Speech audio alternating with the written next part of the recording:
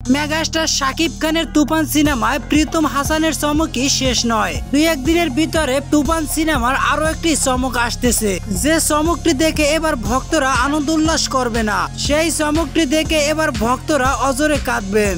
Viewers, বিস্তারিত বিষয়টি নিয়ে জানতে হলে অবশ্যই ভিডিওটি একটি লাইক দিয়ে সম্পূর্ণ দেখতে হবে। আবারও প্রিয়তমা এবং রাজকুমারের মতো তুফান সিনেমাও থাকছে প্রিন্স মাহমুদের লেখা আবারও নতুন একটি গান। সেই লেখা গানটিতে অভিনয় করে আবারও মেগাস্টার শাকিব খান কাঁদিয়ে যাবে বিশ্ববাসীকে। ভিউয়ার্স, কিছুক্ষণ আগে সামাজিক যোগাযোগ মাধ্যম ফেসবুকে ছবিটি ইমরান মাহমুদের ইনস্টাগ্রাম থেকে প্রকাশিত হয়েছে।